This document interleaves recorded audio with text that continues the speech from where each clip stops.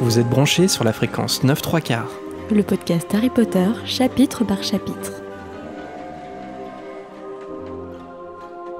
Bonjour à tous et bienvenue dans ce nouvel épisode de fréquence 9/3/4. Je suis Marina. Et je suis Jérémy. Après notre retour au dernier épisode, on ne perd pas de temps et on revient à la Coupe du Monde de Quidditch. D'ailleurs, c'est le titre même du chapitre, parce que le fameux match va bientôt commencer.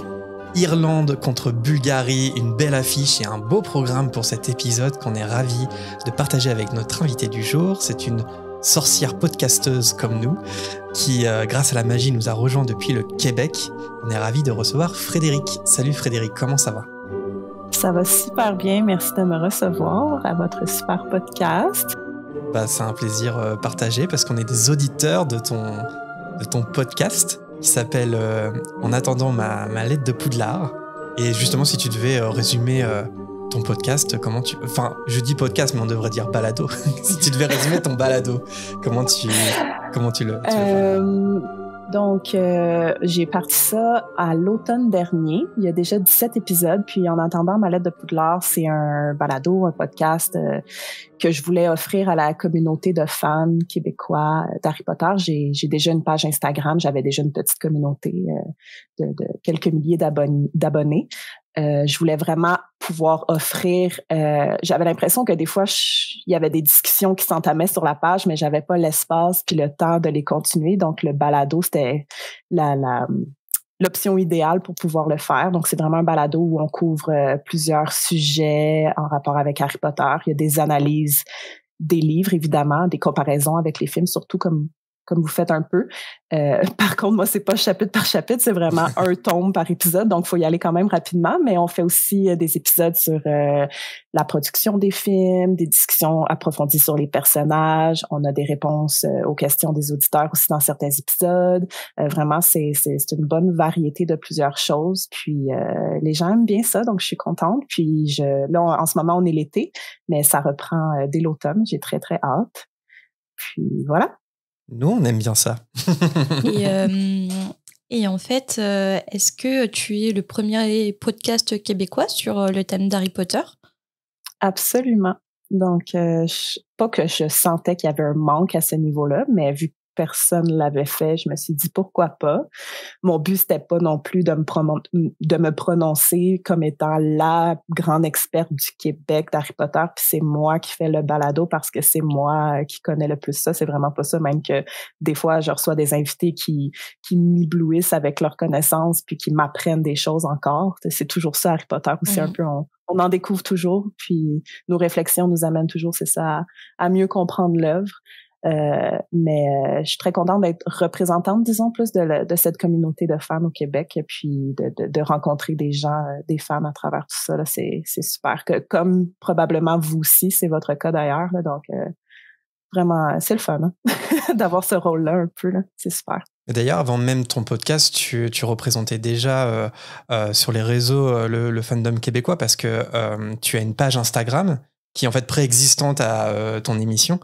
Qui est oui. Ton compte Instagram, c'est Potter Québec. Oui. C'est ça. Donc cette page, tu l'avais ouverte bien avant de commencer ton balado, c'est ça? Oui, j'ai ouvert ça pendant la pandémie, fin 2020, je crois bien. Puis ça c'est rapidement devenu quand même une solide communauté d'environ 5000 personnes. Donc je savais qu'en créant le balado, je venais quand même rejoindre déjà des gens impliqués dans ce projet-là, qui suivaient ce que je faisais. Donc, c'était facile pour moi de me garantir des auditeurs fidèles déjà là, quand j'allais lancer les premiers épisodes. Puis, depuis ce temps-là, ça continue de grossir, puis de rejoindre des auditeurs même en France. Donc, je suis contente de voir l'étendue qu'a mon balado podcast. En tout cas, on va mettre les liens en description si ça vous intéresse. Si vous ne connaissez pas encore Frédéric et son podcast ou sa page Instagram, tu as aussi une boutique, je crois, qui s'appelle La Shop Interdite. Oui, La Shop Interdite, c'est ça, c'est de la petite merch d'Harry Potter en français, donc Poudlard qui est écrit sur certains chandails, Harry, Ron, Hermione, bon ça c'est, je dis français, mais c'est aussi anglais dans un sens. Je vous laisse aller voir ça, là, lashopinterdite.ca, mais par contre pour l'instant je fais juste des livraisons au Canada, Là, ça serait juste pour nos auditeurs en France, ça sera juste par curiosité, malheureusement. Ah ouais, c'est pas possible en France. Non. Parce que justement, ok. Pour l'instant, ce serait possible peut-être si je vois qu'il y a une grande demande. Allez vite, on va constituer un groupe militant pour la livraison en France. Bon, en tout cas, merci Frédéric de nous rejoindre. J'espère que tu vas passer un bon moment dans notre podcast à nous. Oui, on est un peu des fous parce que nous, on fait ça chapitre par chapitre. On est un peu zinzin. Mais et là, on a signé pour très longtemps. On en a signé pour très longtemps, ouais. Et à l'heure actuelle, on en est au chapitre 8 de la coupe de feu. Et donc, si on se souvient, au dernier chapitre, un gong avait retenti et des lanternes vertes et rouges étaient venues éclairer un chemin dans la forêt. Donc, si tout le monde est prêt, on peut emprunter ce chemin et se diriger vers le stade de Quidditch. On y va. Harry Potter et la coupe de feu.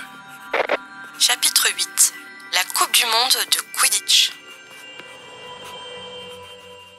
Sur le chemin du stade, l'ambiance était à son comble, pleine de rires et pour certains de chants de supporters. Après avoir traversé le chemin de la forêt, Harry et les Weasley découvrent un stade gigantesque pouvant au moins accueillir au moins 10 cathédrales, ce qui paraît énorme. Selon les informations de Monsieur Weasley, le stade a la capacité d'accueillir 100 000 spectateurs. Pas moins de 500 employés du ministère ont été dépêchés pour travailler sur ce projet sur une année entière. Alors, je ne sais pas s'ils ont saoulé les sorciers autant qu'ils ont saoulé les Français pour les JO 2024 Paris. Pour la préparation de ce stade. Ouais, pour t'expliquer, Frédéric, c'est vrai que les Jeux Olympiques auront lieu à Paris en l'année prochaine et tous les jours, on en parle, quoi, alors que c'est dans 1 an. Et même, ça fait très longtemps, on en parle depuis très longtemps et aujourd'hui, il y a des émissions quotidiennes sur les JO 2024, etc. Enfin bref, on est noyés sous les JO. Après, dans le monde de la magie, quand ils réfléchissent, le Quidditch, c'est un peu leur seul sport, donc c'est la finale à pas manquer. Donc, je pense que c'est pour ça que ça a réuni autant de sorciers, en fait. Vraiment. Puis moi, ce qui me surprend aussi, là, c'est le 100 000 spectateurs. Ouais, ça fait beaucoup. Que le stade peut accueillir. Puis j'avais déjà soulevé le questionnement dans mon balado, comme combien il y a de sorciers dans le monde, puis combien il y en a juste, par exemple, en Angleterre. Tu sais, c'est quoi la population de sorciers? Puis 100 000 sorciers, ça c'est juste déjà là 100 000 personnes qui avaient vraiment envie de se déplacer pour voir la Coupe du Monde. Donc ça veut dire qu'il y a, si je peux me permettre, des millions de sorciers dans le monde. Bref, ça m'a comme fait réfléchir à ça quand j'ai lu ça. Bah ouais, surtout qu'on sait que c'était difficile d'avoir des tickets, le stade est plein, tout le monde n'a pas pu venir, donc là c'est un stade de 100 000 spectateurs qui est vite rempli en fait. Enfin, il n'y a pas de problème pour remplir un stade de 100 000 spectateurs, donc c'est vrai qu'on peut toujours se demander les statistiques, combien il y a de sorciers, même le nombre d'élèves à Poudlard, c'est très flou tout ça, même à Poudlard même, on ne sait pas. Le stade est tellement immense que j'arrive pas à le visualiser dans ma tête. Après, je pense que ça existe des stades 10 cathédrales. Dans 100 000 spectateurs, ça doit exister, même dans... Non, mais en fait, c'est pas la capacité qui est impressionnante, mais c'est plutôt la grandeur du stade. Ah ouais. C'est 10 cathédrales. Parce que, en fait, ouais, il doit être grand parce qu'il vole sur des balais, donc ça doit couvrir quand même une longueur de stade assez conséquente et une hauteur aussi. Dans le film, pour le coup, c'est plutôt bien réussi, ça. On voit bien un peu que le stade est gigantesque, quoi. C'est plutôt bien réussi visuellement. C'est ce que j'allais dire. En effet, tu le vois qu'il y a environ 100 000 personnes dans le film. Un énorme stade, des stades comme on ne voit pas dans le vrai monde. Ouais, tout à fait. Ouais. Et donc, du coup, on peut se poser la question de comment ils arrivent à cacher ce stade au regard des moldus.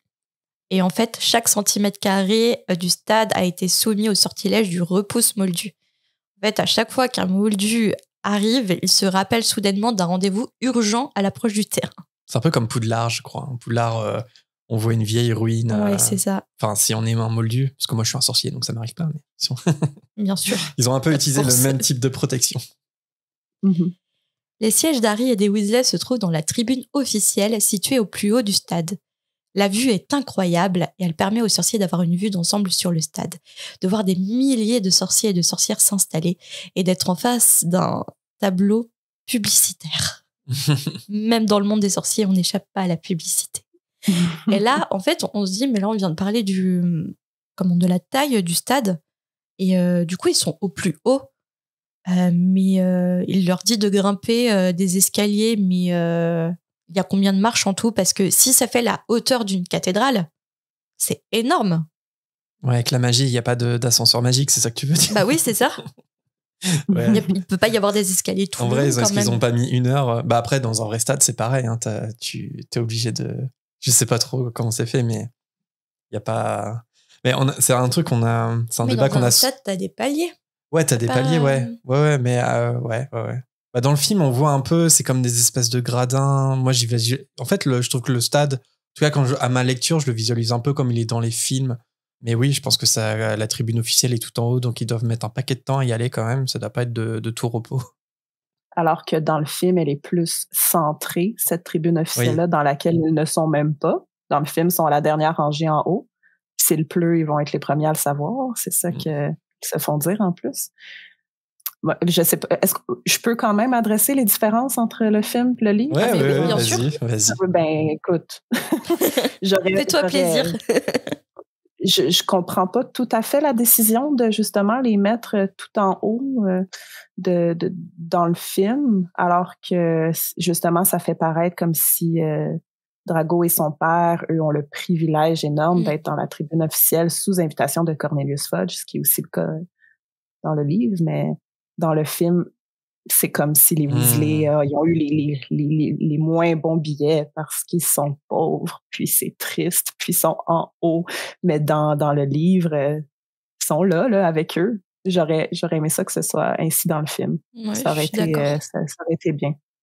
Alors, si on commence sur le sujet de tout ce qu'ils n'ont pas mis dans le film concernant la coupe de feu, on n'en a pas fini, mais oui, effectivement. Bah là, pour le coup, oui, c'est un détail de c'est taille. C'est un petit détail. Fait, c'est vrai qu'ils sont isolés dans le film, alors que dans le livre, ils sont effectivement avec les ministres. Avec les personnes d'influence. Ils ont des meilleures places que les Malfoy, en fait. Ouais, quasiment. Oui, puis ils sont quand même... Mais en même temps, ça fait plus ou moins du sens parce qu'ils ont eu les billets dans la tribune officielle grâce à Ludo Verpé. Je pense qu'il les a invités, mais ils sont 10. C'est Arthur, c'est tous ses enfants, plus Harry, plus Hermione, sont 10. Donc, 10 sièges réservés pour eux dans la tribune. C'est vrai que ça fait beaucoup, ça. Ça fait pas de sens. Ouais. Après, tu as cité Ludo Verpé. Ludo Verpé n'existe pas dans le film. Il y a un personnage que je crois Marina va introduire juste après, qui n'est pas dans le film, et qui est tellement central dans le livre pourtant. Ouais, il y a beaucoup de choses. Et puis surtout, il n'y a pas le match. On attend toujours le match. Que le match commence. Jamais. Vous ne le verrez pas. Ça coûtait trop cher.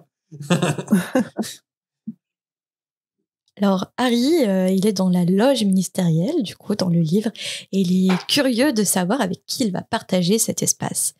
Pour le moment, seul un siège est occupé par une créature vêtue d'un torchon à vaisselle. C'est Dobby. Harry appelle Dobby, mais la créature qui se retourne est certes un elfe de maison, mais ce n'est pas Dobby. Sa voix est beaucoup plus aiguë, ce qui laisse supposer à Harry qu'il s'agit d'une femelle. Ron et Hermione, et même Monsieur Weasley, jettent un coup d'œil curieux à l'elfe. Harry a souvent parlé à ses amis de Dobby, mais ces derniers ne les avaient jamais vus. Et ce qui me pose question dans ce paragraphe, c'est que Ron, il est intéressé, il est curieux par rapport à l'elfe de maison. Et je me dis, mais Ron n'a jamais vu d'elfe de maison dans toute sa vie de sorcier. J'ai pensé la même chose. J'ai juste noté vraiment, Ron, c'est la première fois qu'il voit un elfe? Je comprends pas. En même temps, on le sait que les Weasley n'ont pas eu d'elfe de maison. Est-ce que Ron a été tant que ça dans d'autres demeures de sorciers? On ne le sait pas. J'ose imaginer que les amis de la famille, c'est pas le genre de gens, justement, qui vont avoir des elfes de maison. C'est peut-être plus une vieille mentalité de gens, justement, très sang pur qui vont jusqu'à abuser ces pauvres créatures-là. Donc, je me dis qu'en effet, ça peut faire un peu de sens, maintenant que j'y pense, que il en avait jamais vu un. Après, je me dis, est-ce que les elfes de maison sortent pour faire des courses pour leurs sorciers, par exemple sur le chemin de traverse? Donc, est-ce que t'es Je pas viens d'avoir une amené image dans la tête. à voir un elfe de maison à Carrefour ou... C'est un elfe de maison qui prend les petits caddies pour les enfants et qui te demande si tu veux, je peux avoir ça, c'est trop haut, s'il te plaît. Parce qu'ils sont pas tout le temps dans la demeure de leurs sorciers. Ils sortent pour faire des tâches C'est pour vrai. eux, non? Ils m'ont l'air assez discrets Absolument. parce qu'il est dit à Poudlard, par exemple, qu'on les voit pas nettoyer, ils font ça de nuit. Les cuisines, ça se trouve... Enfin, personne ne voit les cuisines de Poudlard, c'est en dessous du plancher. Je crois que les elfes, quand même, sont un peu... se font le plus discret possible, donc je les vois pas forcément se balader en plein jour dans les rues, enfin, après Olard, par exemple, ou sur le chemin de traverse, mais... En tout cas, je crois pas qu'on mentionne ça. C'est un peu des esclaves cachés, quoi, malheureusement. Après, oui, peut-être que c'est très rare à voir parce que si tu n'en as pas, parce que même Monsieur Weasley jette un coup d'œil intéressé. Donc, Ouais, les Weasley, ils ont Ça une peut- goule, ils ont la goule de famille. Peut-être qu'effectivement, ils fréquentent pas des familles qui vont avoir des elfes. C'est possible que ce soit la première fois, oui, que Ron voit un elfe. Ouais. C'était sûrement plus commun avant, hmm. dans les années 20, dans les années 30, dans les années 40, puis c'est quelque chose qui s'est perdu avec le temps. Donc, c'est en effet curieux d'en voir un pour la majorité des sorciers. Puis, pour juste ramener ce que tu as dit par rapport à Poudlard, c'est vrai, à Poudlard, ils se font super discrets. Il faut que personne sache qu'ils sont là. Harry a aucune idée qu'il fait son lit le matin. Il se pose jamais la question. Il doit se dire que c'est par magie, mais finalement, bon, ça va être plus tard dans le livre qu'il va apprendre que ce n'est pas le cas. Il y a des petits elfes qui viennent. C'est fou, ça, quand même. Mais Bon, même après- nous, Ouais. en fait, on suppose que c'est tout simplement par magie que la nourriture arrive sur les grosses tablées de la Mhm. grande salle. Et ouais, on apprend comme eux que dans le tome 4, du coup, que c'est des petits elfes de maison qui sont dans les cuisines pour leur apporter des repas chaque jour.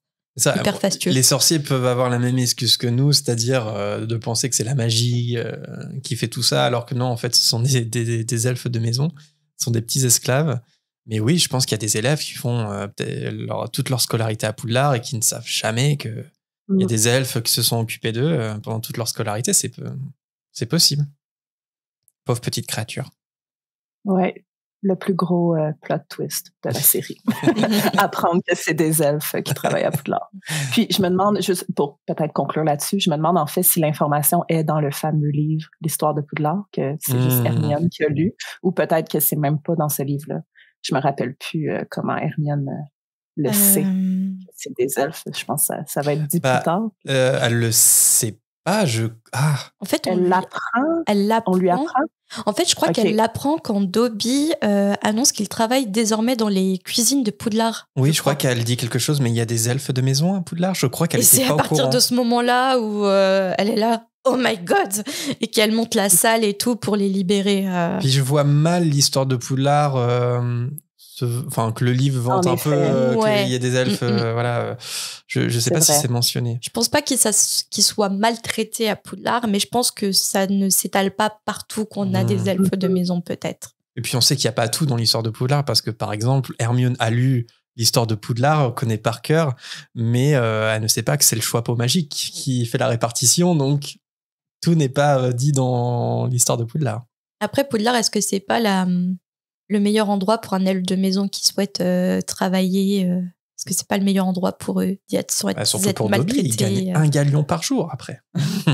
Ou par semaine, je sais plus. Et par contre, Dumbledore, il a abusé. Il lui a proposé 1 jour de congé. Ouais, ça c'est grave quand même.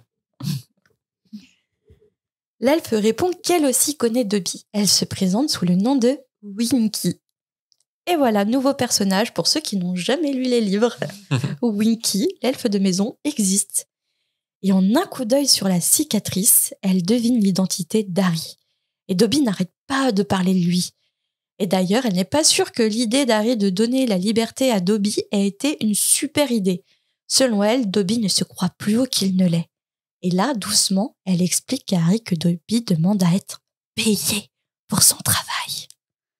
C'est ce qui arrive quand on dit à la RH, quand on demande un salaire à la RH lors d'un entretien d'embauche. On veut être payé par mon salaire.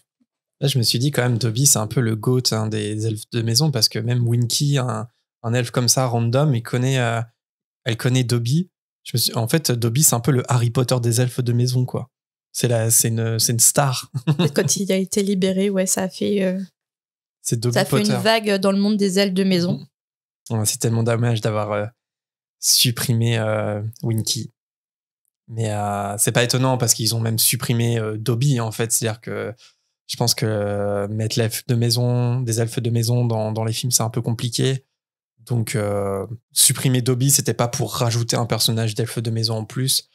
Enfin, ils ont trouvé un moyen dans l'histoire pour pas que Winky ait d'importance. Mais elle a de l'importance dans le livre et on en reparlera à la fréquence, évidemment. Elle est pas là par hasard. Pour reprendre, Harry ne voit pas en quoi cela pose un problème d'être payé pour un travail effectué. Winky lui explique que les elfes de maison ne se font jamais rémunérer. Dobby devrait vraiment trouver une bonne petite famille pour se poser, sinon une intervention du département du contrôle et de la régulation lui pend au nez. Harry reste persuadé que Dobby doit s'amuser, mais encore une fois, Winky lui dit que les elfes n'ont pas à s'amuser. Depuis le début de leur conversation, Winky n'arrête pas de se cacher les yeux. Elle explique à Harry qu'elle déteste l'altitude, mais que son maître lui a ordonné de garder son siège. Donc, comme elle est une bonne petite elfe de maison, elle s'exécute. La pauvre. Ouais, c'est un peu ça le quotidien des elfes de maison, quoi. Harry rejoint ses amis après la discussion avec Winky. Ron trouve que les elfes de maison sont des créatures bizarres. Mais sans hésitation, Dobby était définitivement plus bizarre encore. Petit à petit, la loge se remplit. Monsieur Weasley est passé maître dans l'art de serrer les mains de personnes les plus influentes, pendant que Percy, lui, semblait électrocuté à chaque passage de ces fameuses personnes. Le summum, c'est lorsque le Premier ministre entre dans la loge. Percy s'est incliné si bas que ses lunettes sont tombées et se sont cassées. Et en plus de la gêne, la jalousie s'est incrustée lorsque Percy voit Fudge saluer Harry d'un salut paternel. Fudge présente avec grand mal son confrère bulgare. La communication semble très compliquée entre les deux ministres. Opslang. Oui, je me suis dit que j'allais présenter le nom du premier ministre bulgare. J'arrive pas à le prononcer. Opslanx, qui ne parle pas anglais, comprend l'identité d'Harry uniquement lorsqu'il voit sa cicatrice si célèbre. Dans le wiki Harry Potter, il est dit que le premier ministre bulgare comprend parfaitement l'anglais, mais qu'il se joue de Fudge. Mais j'ai pas trouvé la source. C'est dans les livres. Dans le livre ? Ah, dans les... Tu te souviens pas ? Non. C'est à la fin du chapitre. Tu attendras ma partie pour oui, j'ai pas lu ta partie. J'avoue, j'étais dans le rush pour préparer comme d'hab et j'ai pas lu ta partie. La source, le livre. Ok, la source, le livre. Du coup, c'est pas une fake news, c'est bon. C'est bizarre pourquoi ils ont pas sourcé le livre. Enfin bref. Fudge explique à Harry qu'il n'est pas doué pour les langues étrangères. Dans ces cas-là, Barty Croughton lui est toujours très utile. Pendant qu'il est en train de râler contre les Bulgares qui ont essayé de prendre toutes les bonnes places, le ministre s'exclame lorsqu'il voit Lucius Malfoy. Lucius est accompagné de sa joyeuse petite famille, son fils Drago et sa femme, blonde elle aussi, portant un air qui lui donne, je cite, l'air d'être sans cesse incommodé par une odeur pestilentielle. Et je trouve que c'est très imagé parce qu'on imagine très bien l'air qu'elle peut avoir. Oui. Une femme belle, mais pincée. Ouais, pincée. Très pincée. Mais elle est forte. J.K. Rowling est forte pour les descriptions, pour caractériser un personnage. On a tout de suite une couleur qui vient et ouais, elle a toujours été très douée pour ça. Et évidemment, les places des Malfoy se situent juste derrière celles de Monsieur Weasley. Harry, qui écoute Fudge discuter avec Lucius, apprend que sa femme s'appelle Narcissa. Le Premier ministre lui présente également le Premier ministre bulgare et il lui demande si Lucius connaît Monsieur Weasley. Alors, flashback. Est-ce que les deux se connaissent ? On va faire un flashback. Librairie Fleury et Bottes, 2 ans plus tôt. Alors que Harry et les Weasley sont à la librairie pour acheter les fournitures scolaires et assister à la dédicace de Gilderoy Lockhart, Drago Malfoy interpelle Harry et Ginny Weasley pour les provoquer. Et de fil en aiguille, Arthur Weasley commence lui aussi à se battre avec Lucius Malfoy pour le plus grand bonheur du photographe de la Gazette qui se trouvait là. La bagarre prend fin grâce à l'intervention d'Hagrid. Et pendant ce temps, Lucius profite de ce moment pour glisser discrètement le journal intime de Tom Gélusor avec le manuel de métamorphose à l'usage des débutants de Ginny. Et nous connaissons tous les conséquences de ce journal en possession de Ginny. Donc oui, Arthur Weasley connaît bien Lucius Malfoy et c'est très très gênant. Ouais, surtout que c'est encore plus grave, entre guillemets, que dans le film, parce que dans le livre, ouais, ils se battent, quoi, vraiment, dans la chambre des secrets. Ils en sont venus aux mains. Et je trouve ça un peu bizarre. Enfin, je sais pas. Il est peut-être Premier ministre, il a peut-être d'autres choses à penser, mais c'est quand même... Lucius Malfoy a l'air d'être quelqu'un d'important. Arthur est un employé du ministère qui a l'air quand même assez important. Et c'est bizarre qu'ils sachent pas que les deux se connaissent, en fait. Surtout qu'on a l'impression que tous les sorciers... se côtoient, se parlent. Donc, ouais, mais c'est le Premier ministre et j'ai l'impression qu'il y a 10 000 personnes qui travaillent au ministère. Ils sont vraiment très nombreux. Je trouve ça bizarre qu'ils sachent pas que les Weasley et les Malfoy sont un peu des familles ennemies, en fait. Alors, est-ce qu'il le sait, mais au fond, il s'en fout ou c'est Fudge, hein. Ouais. Il est toujours un peu en dehors des réalités aussi, j'ai l'impression. Fidèle à lui-même, Lucius demande à Arthur comment est-ce qu'il a fait pour obtenir les billets, parce que même la vente de sa maison n'aurait pas suffi à les payer. Bien que Malfoy ne se soit pas caché en le disant devant Fudge, Fudge prend la parole sans avoir entendu, ou encore une fois, a fait mine de pas entendre. Il reprend la parole pour annoncer que Lucius est un invité de sa part suite à sa très généreuse donation à l'hôpital Sainte-Mangouste. Mais c'est vrai que là, à ce moment-là, je me suis demandé est-ce que Fudge il fait semblant de ne pas entendre lorsque Malfoy il insulte Arthur, ou c'est est-ce sûr que oui. ou est-ce que il a forcément entendu. Mais c'est incroyable. C'est Fudge. C'est Fudge. Il est comme ça, on l'aime pas. Ouais. C'est genre... Et c'est incroyable. Puis Lucius, quoi, c'est incroyable d'insulter Arthur Weasley devant le Premier ministre au calme, comme ça. Et c'est incroyable. Alors, toutes les insultes sont bannies, bien entendu, mais à chaque fois, Lucius attaque sur la pauvreté des Weasley. Il est obnubilé par la situation sociale des Weasley. Il a que ça à la bouche, même par rapport aux enfants. Les Sandbourg aussi, enfin, c'est... En gros, il est pointe du doigt en disant « Vous êtes pauvres, vous êtes pauvres, vous êtes pauvres !» Ouais. C'est incroyable. C'est pour ça qu'après, Drago, il répète le schéma paternel, quoi. C'est un peu le même type d'insulte qu'il répète. Tel père, tel fils, comme on dit. Avec cette mention de cette donation, je me suis demandé d'où pouvait bien venir la fortune des Malfoy. Est-ce que vous le savez? Non, mais tu vas nous le dire. Fortune familiale, j'ai l'impression. Et comment ils se sont constitués cette fortune familiale? C'est assez étonnant. J'ai trouvé l'information sur Feu Pottermore, où il est fait mention d'une très ancienne rumeur, non prouvée à ce jour, selon laquelle les Malfoy se seraient intéressés pendant plusieurs siècles à l'achat et à la vente de monnaie et de biens moldus. Ah bon? Ouais. Moldus? En fait, ils ont fait leur fortune grâce aux biens moldus. Au cours des siècles, ils sont parvenus à élargir leurs terres dans le Wiltshire, en acquérant peu à peu celles de leurs voisins moldus et ont accumulé une multitude de fabuleux trésors et de tableaux de maîtres moldus en usant de leur influence sur la famille royale. J'ai même trouvé qu'il paraît que même encore, ils s'incrustaient dans la finance moldue. Jusqu'à la signature du Code international du secret magique en 1689, la famille Malfoy fréquentait assidûment les cercles mondains des moldus bien nés. On dit d'ailleurs que leur farouche opposition à l'instauration de ce code serait en partie due au fait que ces derniers les obligeaient à renoncer à ces sphères sociales qu'ils appréciaient tant. Mais, dès l'adoption du Code international, la famille Malfoy, comme on les connaît bien, ont retourné leur veste pour devenir des grands partisans du Code qui défendaient la cause du ministère depuis la première heure. Et à partir de ce moment-là, à partir de la signature du Code, ils s'empressent de nier qu'il leur était arrivé de fréquenter et même d'épouser des moldus. Et donc, au cours de ces siècles, ils ont une fortune considérable et c'est ce qui leur a assuré une forte influence au sein du ministère de la magie pour les générations à venir. Est-ce que c'est un écrit de J.K. Rowling, tu sais? Ah ouais, je suis passé complètement à côté de celui-là. C'est intéressant en fait, hein, c'est de voir. C'est ça.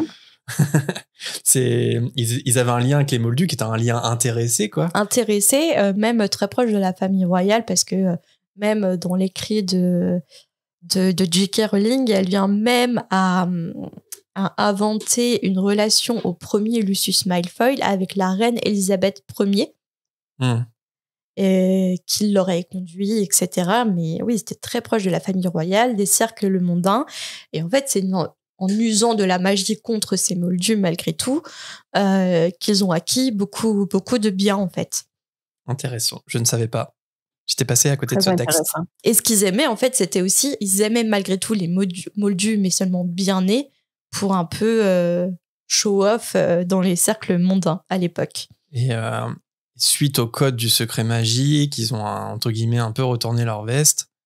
Et petit à petit, en fait, ils se sont mis à avoir de la haine totalement contre les Moldus, mais c'est pas quelque chose d'ancestral, quoi. Non. Non, parce que s'ils ont une famille familiale, c'est grâce aux Moldus. Bah, merci pour ce petit point encyclopédique. Bah non, mais ça se demandait, on s'est toujours demandé pourquoi les Malfoy étaient aussi riches, quoi. Ouais. Donc quand on repense au flashback dont j'ai parlé tout à l'heure, on imagine bien la situation gênante pour Arthur Weasley et même pour Hermione qui doit soutenir le regard de Lucius. Et on sait tous ce que Lucius pense d'Hermione en ce moment même. Mais Malfoy se retient de tout commentaire devant Fudge et se dirige vers ses places. C'est au tour de Ludo Verpet de faire son apparition dans la loge. Après l'accord de Fudge pour lancer les festivités, Ludo Verpet lança un sonorus sur sa gorge. C'est alors que sa voix résonne dans tous les gradins. « Mesdames et messieurs, permettez-moi de vous souhaiter la bienvenue. Bienvenue à cette finale de la 402e Coupe du Monde de Quidditch. » Et suite à cette annonce, une marée de drapeaux s'agite et les hymnes se font entendre. Ludo Verpet annonce la venue des mascottes de l'équipe bulgare, les Vélanes. Les Vélanes ensorcellent tout de suite le stade lorsqu'elles commencent à danser. La tête d'Harry se vide instantanément. Ces magnifiques femmes ne peuvent pas être humaines, avec leur peau qui scintille et leurs cheveux d'or blanc qui semblent voler. Harry a l'envie irrésistible de faire un truc fou pour attirer leur attention. Mais c'est alors que la voix lointaine d'Hermione le tire de ses pensées. Alors qu'il n'y a plus de musique, Harry se rend compte qu'il a commencé à enjamber la balustrade de sa loge. Et lui, Ron, a l'air de quelqu'un qui va sauter d'un plongeoir. C'est un peu ridicule tout ça quand même. Je sais pas ce que vous en pensez, mais ça me met un petit peu mal à l'aise à la lecture. Est-ce que vous pensez... parce que là, on le sait, les Vélanes ont un effet sur les hommes, notamment un effet, c'est ça, comme ça. Là. Mais est-ce que vous pensez que l'effet est plus intense sur Harry et Ron parce qu'ils sont plus jeunes, peut-être? Je sais pas. C'est ce que je me suis demandé. Les hormones de l'adolescence. Oui. Des premières émotions qu'ils n'ont pas souvent ressenties, là, qui peut les faire agir encore plus intensément que les autres hommes matures, peut-être, autour d'eux. Là. Comme Arthur, peut-être que ça n'a pas eu vraiment le même effet sur lui. Là. Et je me suis posé la question aussi, parce que les Vélanes attirent les hommes. Est-ce que du coup, elles peuvent attirer les femmes qui sont attirées envers les femmes? C'est une bonne question. Parce que je pense que dans les années 90... Ils se posaient pas cette question. On se posait un peu moins la question. Mais on ne sait pas. J'ai regardé, est-ce que je me suis posé la même question, mais il n'y a pas de source. Moi, je pense que oui, si on est attiré par une femme, en étant une femme, on peut être attiré par les Vélanes. Bah, en fait, comme c'est une... Ou est-ce que c'est un charme? C'est purement un charme qui, peu importe l'apparence ou le genre des Vélanes, elles attirent que les hommes. Bah, je pense surtout que J.K. Rowling, encore une fois, elle s'est inspirée du folklore. Ici, c'est le folklore bulgare ou serbe. Et je pense qu'elle s'est contentée de reprendre un mythe folklorique. Est-ce que tu sais d'où viennent les Vélanes? Ouais, bah, j'ai regardé un petit peu et... alors, Vilan, c'est villa en anglais et c'est un anglicisme en fait du mot slave villa.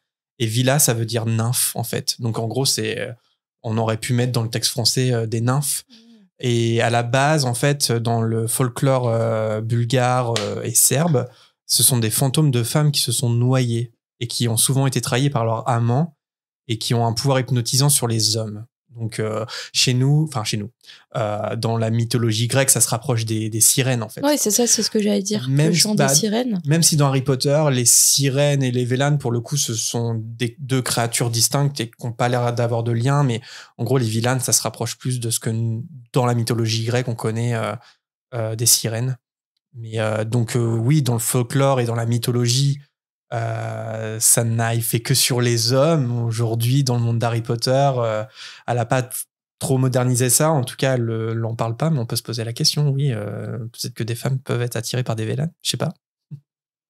Après, si c'est purement magique, mais d'ailleurs, j'ai des créatures, je sais pas. J'ai un peu regardé. Il y a quelque chose de très intéressant parce qu'on ne sait pas aussi non plus, mais bon, on peut deviner. On ne sait pas si une vilaine peut être masculin. Moi, je pense pas. Je pense que ce sont des créatures féminines. Par contre, on peut se demander du coup comment elles se reproduisent. Ça, c'est une autre question. Par contre, il y a un personnage qui est intéressant, c'est Louis, le fils de Bill et Fleur. Parce que c'est le seul personnage masculin connu à avoir du sang de Vélane par son arrière-grand-mère. Et donc, on peut se demander, mais du coup, Louis, c'est quoi son... Enfin, est-ce qu'il a un effet de Vélane, et si oui, c'est quoi? Parce que c'est un homme. Et du coup, voilà. Du coup, peut-être peu importe le genre, il attire du coup les hommes, lui. Malgré tout. Bah non, on sait pas. Si c'est un sortilège purement magique. Ah oui. Tu vois, c'est oui. pas par rapport au genre de la créature, quoi. Oui. Oui, c'est pas forcément... Ouais, ça peut être ça. Bah ouais. Peut-être qu'on aura la réponse dans la nouvelle série Harry Potter. Non. Bah, on peut faire une suggestion au studio Warner Bros. Les Vélanes, en tout cas, elles ont un tel pouvoir de séduction qu'Harry se demande bien pourquoi il a un trèfle sur la poitrine, et Ron, lui, déchire carrément le trèfle qu'il a sur son chapeau. Alors, il y en a certains qui sifflent un peu dans les gradins parce que c'est pas très fair-play comme mascotte quand même, parce que maintenant, il y a une partie des spectateurs qui vont vouloir soutenir la Bulgarie à cause des Vélanes. Et c'est au tour des mascottes de l'Irlande de venir sur le terrain. Une grande comète verte et or arrive sur le terrain qui se sépare en deux et qui se précipite sur les buts. Puis un arc-en-ciel se déploie d'un bout à l'autre du stade. La foule semble conquise. L'arc-en-ciel disparaît, puis les deux comètes n'en font plus qu'une et forment désormais un trèfle géant qui s'élève dans les airs et vole au-dessus des tribunes sous une pluie de pièces d'or. Harry s'aperçoit que le trèfle est en fait composé de milliers de tout petits bonhommes barbus, habillés de gilets rouges et qui portent des lanternes vertes ou dorées. Arthur Weasley lui apprend que ce sont des farfadets. Vous savez pourquoi il y a un arc-en-ciel? Il est fait mention d'un arc-en-ciel? Parce qu'une légende avec les farfadets, comme quoi il y a un chaudron de pièces d'or au bout de chaque arc-en-ciel. Ouais, c'est ça. De l'or de farfadet. C'est ça, parce qu'encore une fois, elle a repris une créature folklorique, donc cette fois-ci en Irlande, évidemment. C'est les fameux léprochaunes. Et en fait, les léprochaunes, ils sont souvent représentés comme des petits hommes habillés en vert, avec une barbe et des cheveux roux, et ils conservent leurs pièces d'or dans des chaudrons cachés au pied des arcs-en-ciel. D'où l'arc-en-ciel là, et puis aussi l'or de farfadet que J.K. Rowling elle a créé pour Harry Potter. Donc c'est marrant de voir comment elle reprend en fait des créatures folkloriques pour les mettre un peu à la sauce sorcière. C'est toujours passionnant de voir ça. Pendant qu'Harry est en train d'admirer ces petites créatures, Ron s'est précipité pour ramasser les pièces d'or. Il s'empresse de rembourser les multiplettes payées par Harry. Comme ça, il ne perd pas le nord, Harry pourra lui acheter un cadeau de Noël. Une fois que le trèfle a disparu, les farfadets rejoignent le stade de l'autre côté des Vélanes, qui se sont installés pour assister au match. Juste, on dit multiplette ou multipliette? Multiplette, je pense bien. Je ne sais pas si vous l'avez dit dans votre analyse votre discussion sur le dernier chapitre, mais les multiplettes, dans le fond, c'est vraiment juste l'équivalent d'avoir un cellulaire avec une caméra qui peut filmer. Puis ouais, c'est sûr, les multiplettes donnent la petite information additionnelle. Là, on va le voir pendant le match, là, qui vient donner une petite description, mais... C'est presque une intelligence artificielle. C'est des multiplettes. Ouais. Ouais, c'est bien des multiplettes. Ouais. Multiplettes, ouais. Ouais, t'as écrit multipliette. Ouais, je vais essayer de dire multiplette. Pour moi, c'était des multipliettes, je sais pas pourquoi. N'importe quoi. Ce serait bien aussi. Ça marche. Alors Ludo Verpé annonce ensuite les joueurs de l'équipe bulgare qui font leur entrée 1 à 1, en terminant bien sûr par la méga star Viktor Krum. Krum. Ce qui met Ron dans tous ses états. Krum est décrit avec un grand nez arrondi et d'épais sourcils noirs, et il ressemble à un grand oiseau de proie. On l'a dit tout à l'heure, J.K. Rowling, elle est assez forte pour caractériser les personnages, et souvent elle les assimile à des animaux. Et ça m'a fait penser par exemple à Ombrage, qui est un crapaud, Scrimgeour, c'est un lion. Là, j'avais un peu oublié que Krum, c'était un grand oiseau de proie. Mais on voit on voit bien l'image, je trouve. Absolument. Puis juste pour une petite parenthèse, instantanément, quand j'ai lu cette description, on dirait que là, vous dites Krum, mais nous, c'est Krum qu'on dit. On dit Viktor Krum, je sais pas. Bon, bref. Donc, instantanément, l'image que j'avais de Viktor Krum des films, c'est comme effacé, puis j'ai vu complètement une autre personne juste avec cette petite description-là. De oiseau de proie, grand. Je voyais un autre homme totalement. Donc, c'est vraiment sa force, en effet, comme tu dis, à J.K. de pouvoir, là, en quelques mots, nous donner cette image-là précise dans notre tête de quoi a l'air le personnage. Mais limite, l'acteur est un peu trop lisse, entre guillemets, dans les films. Il aurait pu être encore un poil plus ténébreux et plus féroce dans son expression. C'est vrai que ça fait partie des personnages que je visualise complètement autrement dans mes lectures. Physiquement, l'acteur correspond pas à l'image mentale que je m'en fais. Mais c'est loin d'être le seul. Mais c'est vrai que l'acteur, et aujourd'hui, parce que je l'ai vu quelques fois, parce qu'il fait souvent beaucoup de salons.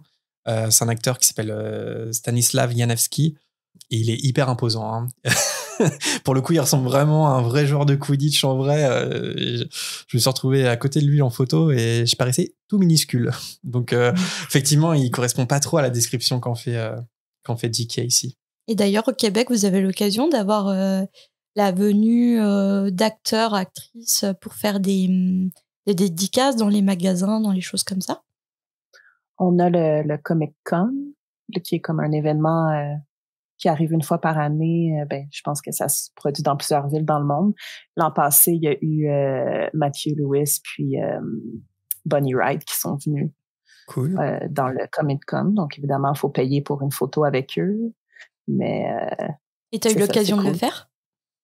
Non, je suis pas allée parce que on peut s'en reparler une autre fois, mais moi, c'est 2 personnages et acteurs qui me rejoignent moins dans les films, donc j'allais pas. Non, j'ai pas été jusqu'à dépenser pour une photo. En plus, c'était pendant. La pandémie était presque finie, mais il y avait une baie vitrée entre l'acteur et toi si tu prenais une photo en plus. Une petite vitre là, glacée, donc peut-être pas idéal. Ça peut être assez onéreux. Il y a dans le sud de la France qui va venir, c'est l'acteur qui joue Lucius Malfoy. Jason Isaacs. Voilà, qui vient. Et c'est très très onéreux. Le package photo-autographe, c'est avec la dédicace de la baguette, c'est un gros budget, quoi. Ouais, c'est vrai que s'il y a un plexiglas. C'est pas loin de 65-70 euros de budget. C'est un peu dommage. Parce que du coup, ça restreint certains fans pour aller les voir, quoi. Mais il n'y a pas que la star Viktor Krum, évidemment, puisque c'est au tour des joueurs irlandais de faire leur entrée dans le stade. Et tous possèdent un éclair de feu, comme Harry. L'arbitre, lui, s'appelle Hassan Mostafa et il vient d'Égypte. D'ailleurs, l'arbitre libère les différentes balles du jeu et la partie commence. Alors, la première impression qu'a Harry, c'est qu'il n'avait jamais vu du Quidditch comme ça. Les joueurs, ils vont tellement vite qu'il a du mal à suivre l'action sans ces multiplettes au ralenti. Et comme on l'a évoqué tout à l'heure, les multiplettes, elles ont aussi l'intérêt de donner des explications, le nom de certaines techniques, comme l'attaque en faucon, c'est 3 poursuiveurs qui foncent côte à côte, ou la feinte de Porskov, c'est lorsqu'un poursuiveur monte en chandelle avec le soifle et fait une passe en le laissant tomber. Voilà, la feinte de Porskov. Mais à cause du ralenti, Harry manque le premier but, comme lui fait remarquer Hermione, qui applaudit avec enthousiasme le premier buteur irlandais. Là, je me suis dit, Hermione, elle a quand même l'air d'apprécier vachement le match, alors que c'est connu qu'elle aime pas trop le Quidditch. Je me dis, je sais pas, est-ce qu'elle est prise dans l'ambiance ou peut-être qu'elle déteste pas tant le Quidditch que ça, je sais pas. Après, c'est comme quand tu vas dans un bar et qu'un match de foot est passé sur l'écran géant. Là, t'as les supporters de l'autre équipe et tout, et t'es pris dans le jeu avec tes potes. Et moi, même, il m'est arrivé d'apprécier le foot dans cette ambiance-là. Ah. Ouais, absolument. Ouais. Puis, pour faire un parallèle avec Ginny, on sait que Ginny, elle va devenir joueuse professionnelle de Quidditch, puis on dirait que c'est quelque chose qu'on remarque juste pas dans les livres. Là, c'est sûr, elle va finir par jouer à Poudlard.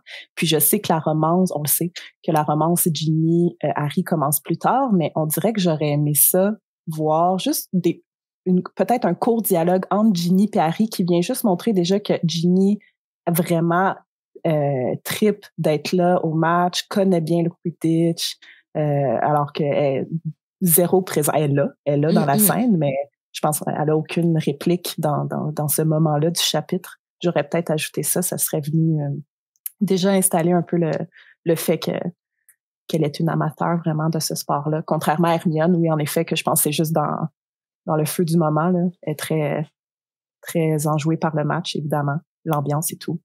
Ah, c'est vrai, t'as raison. Je suis complètement d'accord parce que c'est quelque chose qu'ils ont en commun, Harry et Ginny. Et ça aurait été bien de l'introduire à ce moment-là. Ouais, on n'a pas la réaction de Ginny alors qu'elle doit vivre un moment incroyable, en fait, elle aussi. Ouais. Non, je suis complètement d'accord. Dans le livre, je suis pas spécialement fan de la relation Harry et Ginny, mais ça passe. Par contre, dans les films, c'est encore pire. Donc, c'est vrai que... Enfin, c'est mon point de vue, mais je crois que tu as le même, Frédéric, parce que vous en parlez quelques fois dans le balado. On en parle souvent, puis j'aime ça confirmer avec plusieurs invités différents qu'on a tous la même opinion, justement, de leur relation, évidemment, à l'écran, plus que dans les livres. Vous irez écouter mon épisode spécial Saint-Valentin, où, justement, on parle des couples. Ouais. Bref, je fais la comparaison claire, là, vraiment, avec leur romance dans les livres versus les films. Bah, clairement, on parlait tout à l'heure des personnages qu'on imagine autrement ou non par rapport au film. Moi, Ginny, c'est un personnage qui est complètement différent dans mes lectures que dans les films. Après, je blâme pas Bonnie Wright, hein, mais je pense juste qu'elle correspond pas vraiment au personnage de Ginny des livres. Mm-hmm. Et je trouve que leur relation empathie en fait avec Harry dans les films, parce qu'il y a pas d'alchimie entre les deux. C'est terrible entre les deux acteurs. Ça se voit, il se passe rien à l'écran. Mais par contre, c'est vrai que dans le livre, c'est pas parfait non plus. Et je trouve que tu as raison. Il y avait peut-être quelque chose à jouer, même si c'est encore tôt, parce que Harry, ça va être le livre, la relation entre Harry et Cho. Donc il va se passer des choses quand même avant que Harry et Ginny se découvrent d'un point de vue romantique, on va dire. Mais ça aurait été bien d'apporter un petit truc, quoi. À ce moment-là, je suis d'accord. Harry remet la vitesse normale et ne peut qu'admirer la prouesse des poursuiveurs irlandais, ce qui pousse les batteurs bulgares à redoubler d'intensité pour reprendre contrôle du match. Au premier but marqué par la Bulgarie, Arthur demande aux garçons de se boucher les oreilles lorsque les Vélans se mettent à danser. À la reprise du match, les deux attrapeurs Lynch et Krum foncent droit vers le sol, sans doute à la chasse du vif d'or. Krum se redresse à la dernière minute, mais la vitesse est fatale pour l'attrapeur irlandais. Il s'écrase au sol dans un bruit sourd avant que des médicommages descendent sur le terrain. Arthur explique qu'il s'est fait avoir car il s'agissait sûrement d'une feinte de la part de Krum. Et en effet, lorsque Harry revoit l'action ralentie à travers ses multiplettes, ces dernières affichent la technique de la feinte de Wronski. Et je crois qu'Hermione va appeler ça plus tard la feinte de Groski, parce que ça m'a rappelé ça dans le livre. Et là, je vous propose un petit quiz, mais il va être compliqué, hein. Mais toutes ces... Non, mais... Parce qu'en fait, c'est tiré du livre de la bibliothèque de Poudlard qui s'appelle Le Quidditch à travers les âges. J.K. a écrit un livre consacré au Quidditch sous la plume d'un personnage qui s'appelle Kenilworthy Wisp.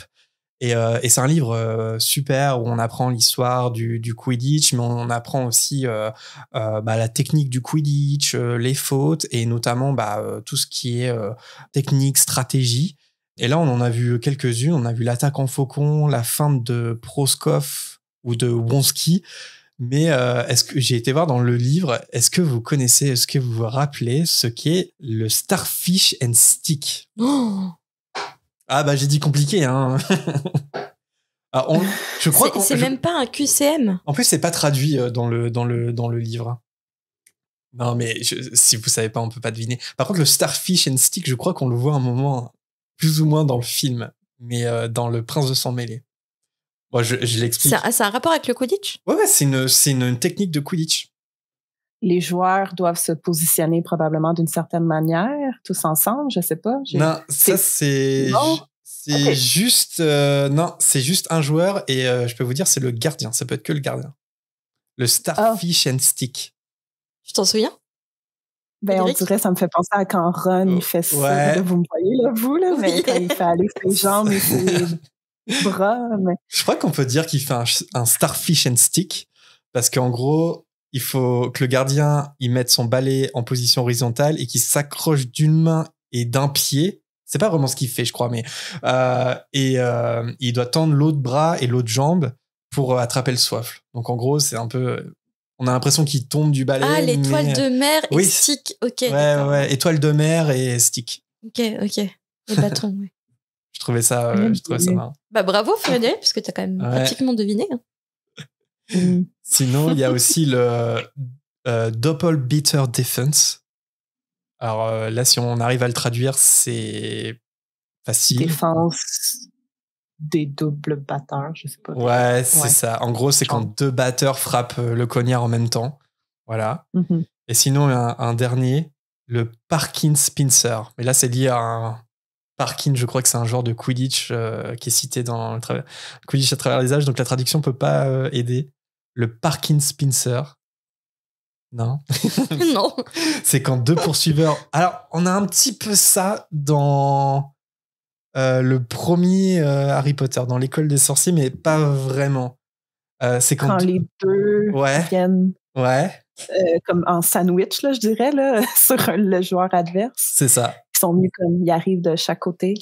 Mais c'est encore pire dans... Ouais, c'est ça, parce que dans le film, il y a deux joueurs de Serpentard qui prennent en sandwich une poursuiveuse Gryffondor. Angelina, et elle finit dans la tribune. Alors que là, c'est pas mettre le joueur adverse dans la tribune. En fait, il y a un troisième poursuiveur qui fonce dans le tas. Donc c'est encore un peu plus violent dans le Quidditch à travers les âges. Ça ressemble à une faute, mais non, c'est bien une technique qui est apparemment autorisée, le Parkin Spincer. Mais j'invite les auditeurs à parcourir ou à lire le Quidditch à travers les âges parce que c'est vraiment fun comme lecture. Moi, j'aime beaucoup ce petit livre, ça se lit bien. Alors, le poursuiveur irlandais Lynch se redresse bientôt sur son balai. Le match reprend et l'Irlande conforte petit à petit son avance, le score affichant désormais 130-10, ce qui crée des tensions chez l'équipe adverse. Lorsque le gardien bulgare commet une faute sur le poursuiveur Mulette, les farfadets se moquent des Vélanes en écrivant « ha ha ha » dans le ciel. Malheureusement pour l'arbitre, les Vélanes ripostent en dansant et il finit par rouler ses muscles et lisser sa moustache devant les créatures et accessoirement devant le stade entier. Un médicomage est obligé d'aller lui donner un coup pour que l'arbitre reprenne enfin ses esprits. La scène est un petit peu ridicule. Mais et c'est fou que les Vélanes soient autorisés quand même lors d'un match de Quidditch de cette importance. Ouais. Parce qu'elle peut être vachement influée sur le comportement des joueurs et du coup de l'arbitre, comme on peut le voir ici. Mais surtout que ça peut être hyper dangereux parce que comme on l'a vu tout à l'heure, Harry, il était prêt à faire le saut de l'ange, quoi. À sauter dessus. Donc, le monde de la magie n'est pas connu pour être un monde très sécurisé, hein, de façon générale. L'arbitre ordonne aux Vélanes d'arrêter leur danse, ce qui rend les deux batteurs bulgares furieux, car les farfadets, eux, de leur côté, continuent de se moquer d'eux. Devant leur insistance, l'arbitre Mostafa siffle 2 pénaltys pour l'Irlande, ce qui n'arrange pas l'ambiance générale du match, qui bascule alors dans le grand n'importe quoi. Les attrapeurs bulgares ne frappent plus seulement les cognards, mais directement les joueurs. Les farfadets forment un doigt d'honneur, et les Vélanes ripostent en jetant des flammes. Donc rien ne va plus. Arthur Weasley fait le commentaire qu'il ne faut jamais se fier à l'apparence, car en y regardant de plus près, les Velanes furieux s'étaient maintenant transformés en créatures affreuses à tête d'oiseau. Ça, c'est une caractéristique des Velanes, c'est qu'en fait, leur véritable apparence est monstrueuse. Et justement, je trouve que ça fait un peu... en tout cas, c'est quelque chose, encore une fois, de très présent dans le folklore ou même dans les récits fantastiques de façon générale. Le fait que la beauté apparente cache la laideur ou la vieillesse, par exemple. Donc, dans les contes, les princes charmants, s'ils sont trop charmants, c'est que ça cache quelque chose. Et j'ai l'impression que chez les personnages féminins, c'est surtout la vieillesse, par exemple. Bon, là, c'est la monstruosité chez les Velanes, mais c'est souvent on a ce mythe de la sorcière qui va cacher le fait qu'elle est vieille. Comme la sorcière rouge dans Game of Thrones. Ouais, par exemple, la sorcière rouge, ouais. Mélissandre, je crois. Ouais. Qui, si elle enlève son collier, ça devient une vieille dame monstrueuse. On peut penser aussi à la mère Gothel dans le conte Réponse. Elle se sert de Réponse pour garder sa jeunesse et sans la chevelure de Réponse, elle redevient la vieille dame qu'elle ne veut pas être, alors que c'est ce qu'elle est. Enfin, voilà, c'est quelque chose de présent. Et puis je me suis dit plus largement, dans Harry Potter, il y a le polynectar qui crée pas mal de problèmes. Tom Jedusor aussi. Tom Jedusor est présenté comme quelqu'un de très séduisant, alors qu'en fait, c'est le sorcier. Un des pires mages noirs de l'histoire de la sorcellerie. Ou à l'inverse, Hagrid, par exemple. Hagrid paraît très bourru, peut faire peur comme ça d'apparence, alors que il a le cœur sur la main. Comme voilà. Croque-Dur. Ouais, Croque-Dur aussi. Bah Hagrid et Croque-Dur. Un gros chien impressionnant, et en fait, c'est un doudou. Enfin, du coup, Arthur Weasley, je trouve qu'il a raison sur son commentaire, dire qu'il faut jamais se fier à l'apparence. Et l'histoire va lui donner raison plusieurs fois. Les sorciers du ministère sont obligés d'intervenir pour séparer les mascottes, tandis que le match reprend de plus belle avec un soif qui va à 1000 à l'heure. Krum finit par recevoir un cognard en pleine tête, mais l'arbitre ne peut pas réagir parce qu'une Vélane a mis feu à son balai. Harry et Ron trouvent ça scandaleux que personne ne fasse rien pour Krum parce qu'il semble ne plus être en état de jouer. Alors là, comme on l'a dit, c'est vraiment n'importe quoi. Enfin, il n'y a plus d'arbitre, il n'y a plus rien. Mais, et là, c'est une petite question quiz. Et encore une fois, c'est lié au Quidditch à travers les âges, mais c'est pas plus compliqué que ça. Il y a eu pire que ce match-là, et il y a eu pire pendant la finale de la première Coupe du Monde qui a eu lieu en 1473. Est-ce que vous savez pourquoi, ou est-ce que vous pouvez deviner pourquoi ce match est peut-être le pire qui ait jamais eu lieu dans l'histoire du Quidditch? Il y a eu des morts? Il n'y a pas eu de morts, non. Pas à ma connaissance. C'est pas le match qui a duré 3 mois? Non. Alors, je crois pas. À vérifier, mais je crois pas. Par contre, je pense qu'il a duré comme bien longtemps. Il n'y a pas une histoire comme quoi un joueur s'était retrouvé dans un désert ou quelque chose comme ça? Non, ça par contre, oui. Il y a ça dans le Quidditch à travers les âges, oui. Mais il y a un truc comme ça. Et c'est notamment pour ça, je crois qu'il y a un paragraphe qui explique pourquoi les joueurs, ils n'ont pas le droit d'utiliser leur baguette magique. C'est parce qu'il y avait trop de dérives et les joueurs se jetaient des sortilèges. Mais non, c'est pas pour ça. Je vous le dis. C'est difficile à deviner quand même. En fait, il y a 700 fautes répertoriées par le département des jeux et sports magiques, et elles ont toutes été commises pendant ce match. Voilà. Chacune des 700 fautes. C'est pour ça que je disais, à mon avis, ça a quand même duré longtemps. World Wide Records. Ouais, c'est ça. Et c'était la première finale, donc ça a donné la couleur. Le Quidditch, c'est toujours un peu n'importe quoi, et c'est comme très violent comme sport. Lynch, l'attrapeur irlandais, en profite pour se faire la malle à la poursuite du vif d'or. Malgré son nez cassé, Krum fonce dans la même direction que lui et le rattrape. Et pour la seconde fois, Lynch s'écrase au sol après avoir foncé en piqué. Mais Krum, lui, a non seulement pu se redresser, mais en plus de ça, il a réussi à récupérer le vif d'or. Le match est donc terminé, le score final étant de 170 à 160 en faveur de l'Irlande. Alors après un petit moment de flottement, les supporters irlandais explosent de joie dans le stade. Au commentaire, Ludo Verpé réalise à son tour ce qui vient de se passer. Krum a attrapé le vif d'or, mais grâce à son avance, c'est bien l'équipe d'Irlande qui remporte la victoire. Alors Ron, il comprend pas trop le geste de Krum, mais Harry explique que Krum, il a sans doute fait exprès parce qu'il savait que les poursuivants irlandais étaient trop forts. Ah, je me suis dit, d'accord, mais c'est quand même dommage à 10 points près quand même. Enfin... Ben, vraiment. Ça fait pas de sens. Ben, en même temps, l'explication d'Harry fait du sens, mais Harry le dit, là. il voulait que le match finisse à son avantage, voilà tout. Donc, c'était même pas pour l'équipe, là. C'était vraiment pour lui. Je pense que c'est plus égoïste que ça, ouais. Je pense que c'est surtout égoïste, pas vraiment pour l'équipe. Enfin, j'ai du mal à y croire, en tout cas. Parce que sinon, il se serait planté. Il était trop tard pour se redresser, donc il n'avait pas le choix d'attraper le vif d'or, juste pour garder bonne figure, puis paraître encore un bon athlète. Je ne sais pas, mais ça fait pas de sens, c'est la Coupe du monde de Quidditch. Ouais, c'est ça. Ouais, parce que... Tu dois tout faire pour faire gagner ton équipe, surtout à 10 points, comme ça, de la victoire. Ouais, il aurait fallu que la Bulgarie marque 2 buts, et c'était bon, quoi. Et après, on attrape le vif d'or. Bon, c'est un peu bizarre. Là, je me suis dit... il aurait peut-être fallu que l'équipe de la Bulgarie ait un Dumbledore avec eux pour qu'il leur donne le nombre de points suffisant pour gagner. Qu'il y ait un Dumbledore qui arrive qui fasse cependant. Hey, Dumbledore, il est pas là. Il est où Dumbledore? Ah ouais, c'est vrai.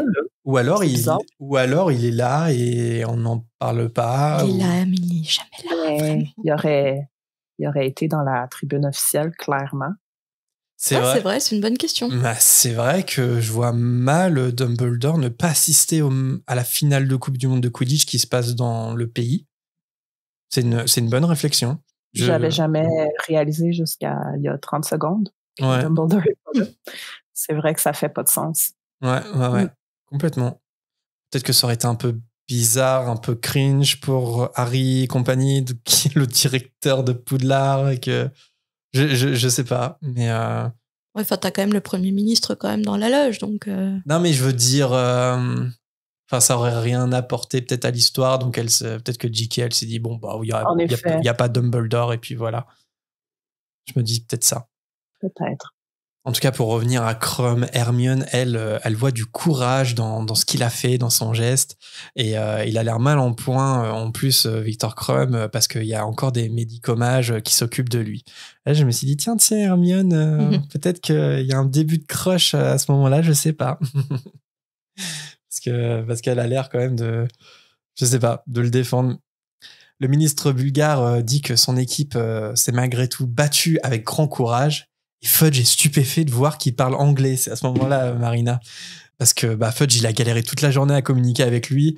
Mais en fait, c'était une blague du ministre bulgare. Il s'est un peu moqué de Fudge pendant toute la journée. Et là, je me suis dit, ouais, c'est une blague, d'accord, mais ça reste 2 ministres. Et je me suis demandé si c'était bien d'un point de vue diplomatique de faire ce genre de blague. Mais bon, c'est Fudge et moi, j'aime pas Fudge. Alors je pense pas que dans la vie des Moldus, ça soit très bien perçu que... Ouais, dans la vie réelle, ce genre de blague, ça soit très bien perçu. Ouais. Mais bon, bien fait pour Fudge, on va dire. Peut-être que c'était juste pour justement montrer que certains Bulgares ne sont pas aussi sérieux, puis qu'ils peuvent blaguer, puis peut-être. Ouais. Se mettre une petite touche d'humour quelque part chez un Bulgare. Parce qu'on le sait que par la suite, dans le livre, même Krum va rester toujours sérieux, Karkaroff, les autres élèves de Durmstrang ont tous leur allure très sérieuse. Donc là, on voit quand même que leur premier ministre, lui, est capable de, je sais pas, avoir cette approche-là un peu plus légère puis humoristique. Moins rigide, ouais. Je vois ce que tu veux dire. Peut-être. En tout cas, je crois que Fudge, il dit quand même quelques, pas atrocités, mais je crois qu'il a des mots un peu insultants. Il me semble, c'est pas au début du chapitre où il dit... Même sur les places, que c'est satané bulgare. Ouais, c'est satané bulgare. Quelque chose comme ça, quoi. De toute façon, il pige rien à ce que je dis. Ouais. C'est un peu gênant pour lui à ce moment-là. Tant mieux. La tribune officielle où se trouve Harry s'illumine bientôt et la coupe est apportée à Fudge. L'équipe bulgare est d'abord félicitée, chaque joueur saluant les 2 ministres de la magie l'un après l'autre. Krum a le visage démoli, il tient toujours le vif d'or à la main. Harry se fait la remarque qu'il paraît plus gauche une fois les pieds posés au sol. Puis les vainqueurs sont acclamés, l'attrapeur est emporté par 2 de ses coéquipiers. Ludo Verpé finit par lever le sortilège sur sa voix. Lorsqu'il se retourne, Fred et George l'attendent la main tendue et un large sourire sur les lèvres. Il faut croire qu'ils ont en effet vu juste au moment de parier.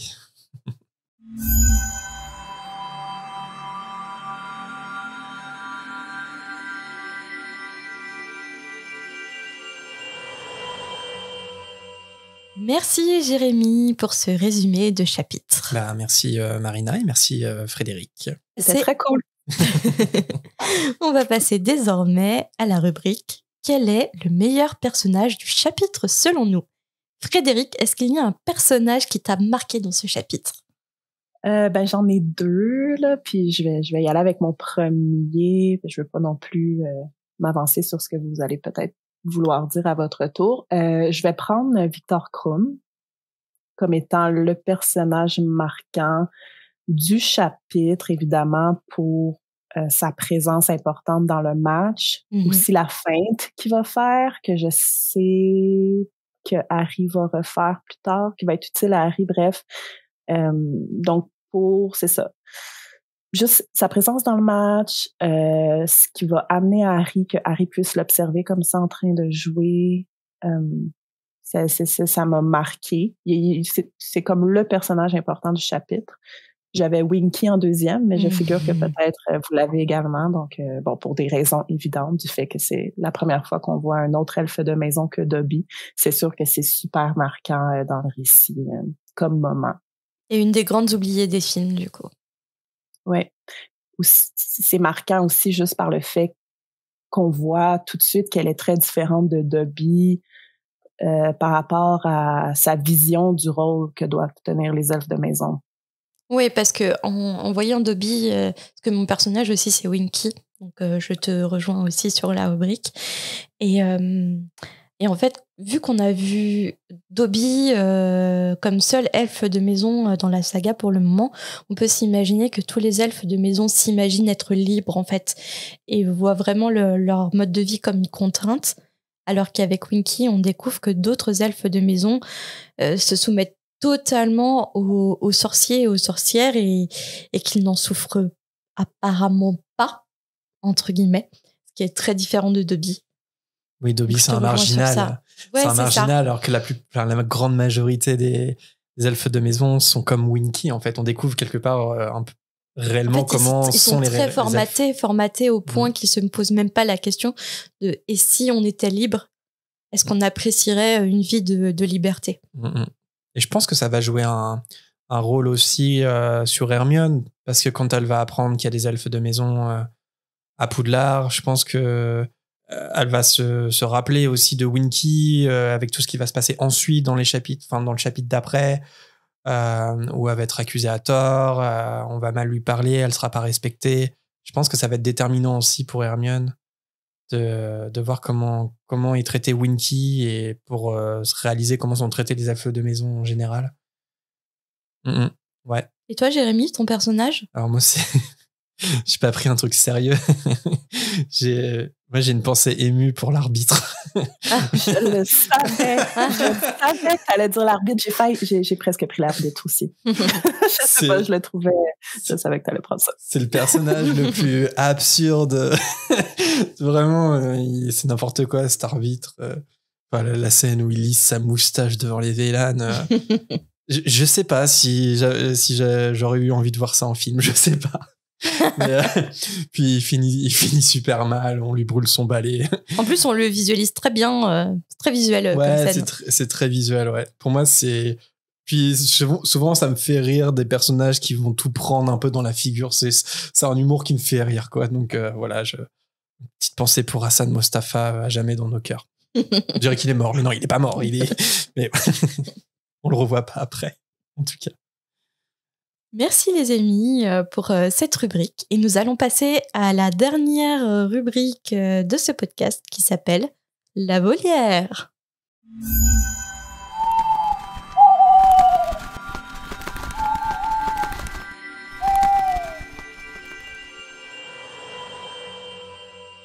Et on commence avec un premier hibou sonore qui nous a été envoyé par Arnaud. Salut la fréquence. Alors, je viens d'écouter le dernier chapitre de Harry Potter et la Chambre des Secrets, et il y avait un hibou sonore justement qui m'a interpellé, et donc du coup, je voulais vous poser la question. Donc, c'était par rapport à Rogue qui aurait présélectionné ses souvenirs dans les reliques de la mort pour les donner à Harry et pour lui donner un peu le film de sa vie entière, quoi, on va dire. Et justement, que pensez-vous qui se serait passé si Harry n'était justement pas arrivé à ce moment-là? qu'est-ce qui se serait passé? Rogue, Harry n'aurait jamais pu découvrir tout ce qu'il aurait dû découvrir pour pouvoir en finir avec Voldemort et tout ça, quoi. Donc voilà, je voulais vous demander qu'est-ce que vous pensez qu'il se serait passé vis-à-vis de ça. Et en tout cas, continuez vos podcasts, je les adore. Et puis vous aussi, vous êtes géniaux. Merci Arnaud, tu es génial aussi Arnaud, tu es génial de nous avoir envoyé cette question. Alors, qu'est-ce qui serait passé si Harry il n'avait pas découvert le secret de Rogue? Alors, c'est toujours passionnant ce genre de questions parce qu'on peut refaire énormément l'histoire avec des et si, mais c'est toujours trop marrant d'en parler. Moi, je dirais, et après je vous donnerai la parole parce qu'en fait, je vais ouvrir sur une autre question, mais les souvenirs de Rogue sont hyper importants, notamment pour la révélation à propos de Rogue même, c'est-à-dire que le fait que c'est un double espion, le fait qu'il aimait Lily, etc. Mais si Harry il n'avait pas pu voir les souvenirs, il n'aurait pas su non plus qu'il était un Horcrux et qu'il devait se faire tuer par Voldemort, parce que c'est précisément ce que Dumbledore demande à Rogue de dire à Harry au dernier moment possible. C'est l'information capitale, c'est la mission de Rogue en fait. C'est la révélation que Harry est un Horcrux et qu'il doit se sacrifier. Et du coup, la conséquence, en tout cas ce qu'on peut se demander, c'est est-ce que Harry se serait finalement rendu à Voldemort s'il n'avait pas pu découvrir le secret de Rogue?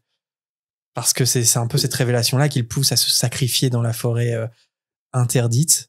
Et donc, c'est un peu la question ouverte. Est-ce que Harry, à un moment donné, serait sacrifié? Est-ce qu'il aurait compris qu'il était un Horcrux? Je ne sais pas si vous avez des hypothèses. Je pense que oui, mais ça, c'est dans le film. Là, le dialogue, je ne sais pas exactement. Je me rappelle plus dans le livre. Ça fait quelques années que j'ai lu le 7e tome. Harry, après avoir vu les souvenirs de Rogue, croise, encore une fois dans le film, croise Ron et Hermione. Il explique, sans vraiment le dire, Hermione comprend qui s'en va rejoindre Voldemort dans la forêt, puis il dit quelque chose du genre, ça fait un petit moment, je pense que je le savais et que tu le savais aussi. Ouais. Donc, il s'en doutait, il a comme eu la confirmation, je pense qu'il serait allé de toute façon for the sake de sauver tous les gens qui sont dans la bataille, puis juste mettre un terme à ça.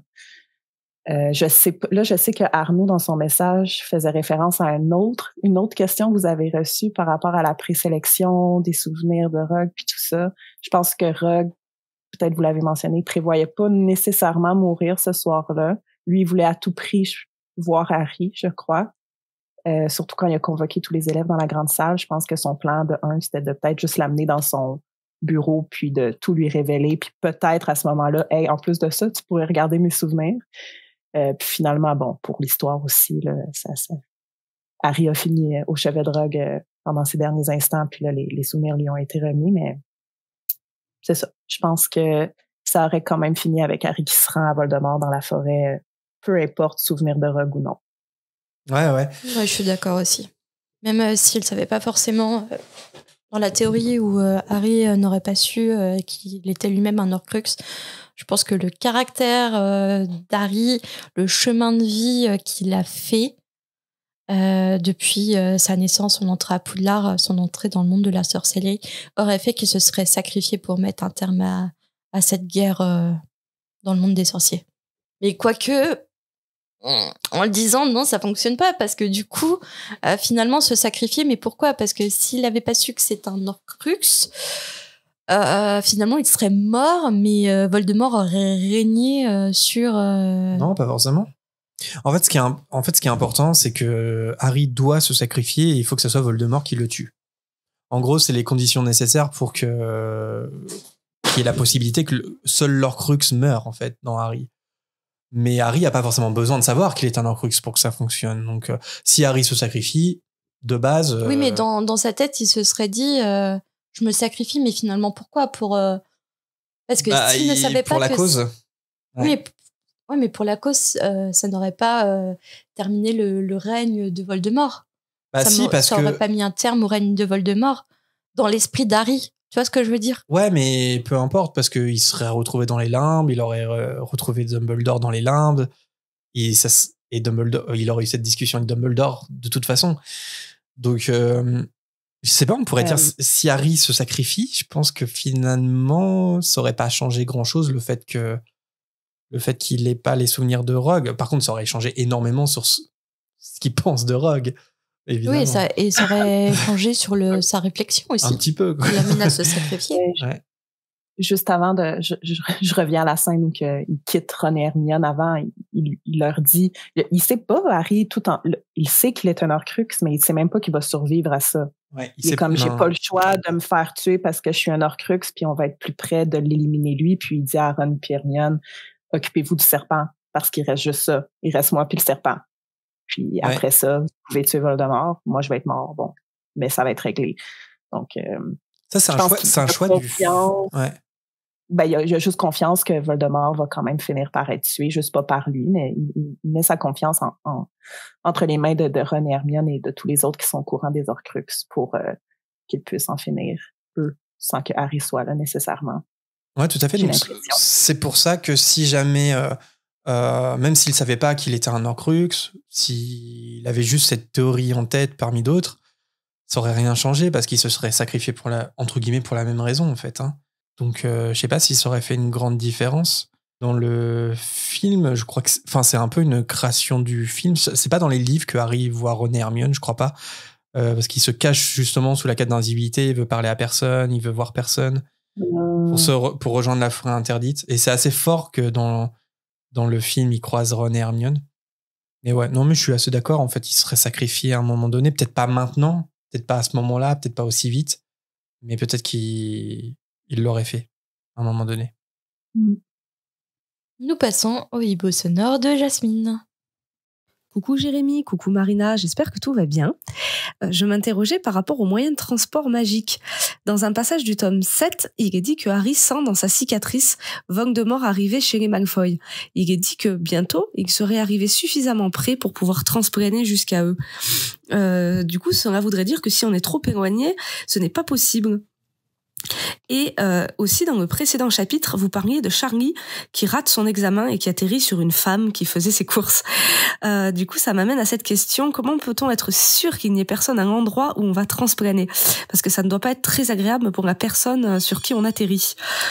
Voilà, merci pour votre podcast que j'écoute toujours avec assiduité. Et je remercie aussi Marina qui m'a fait découvrir Agatha Raisin, que j'adore. Merci, de gros bisous. Merci Jasmine pour ton hibou. Alors je suis trop contente d'avoir fait découvrir à quelqu'un la saga des Agatha Raisin. Frédéric, si tu connais pas, c'est un cozy mystery où il y a un peu moins de 30 livres en fait, et j'en avais parlé, oui, parce que dans les podcasts j'ai tendance un peu à raconter ma vie, donc là j'avais parlé de ma passion du moment pour les cozy mystery. J'ai fini la saga d'ailleurs. Enfin bref, voilà, je suis contente de t'avoir fait découvrir ça, Jasmine. Sinon, pour le transplanage, j'ai pas trouvé de solution. Je sais pas si vous avez trouvé quelque chose, mais de solution pour ne pas atterrir sur quelqu'un. Je suppose, alors c'est des suppositions que je vais faire.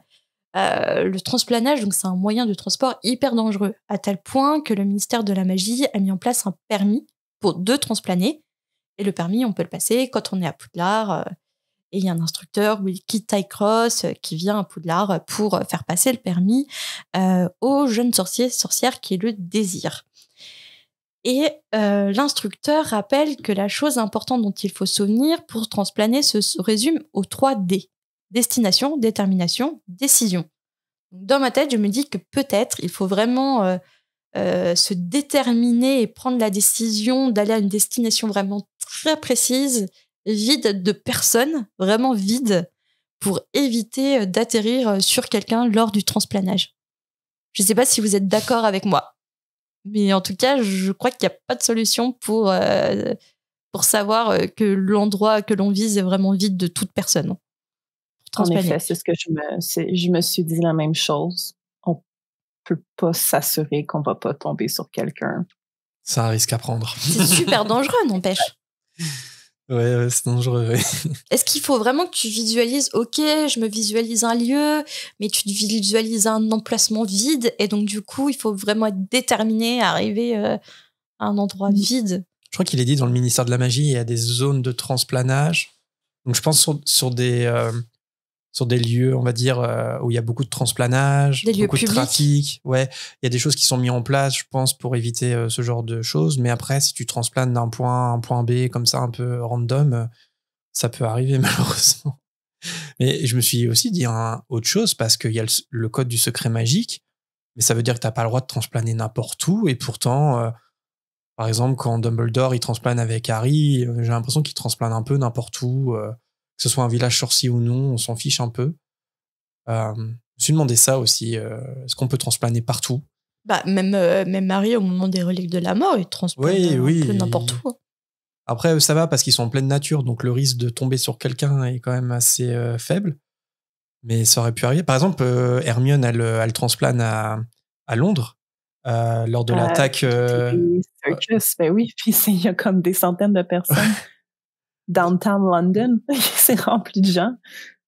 Je crois en plus dans le film, ils arrivent même au milieu d'une route, ils évitent un bus, etc.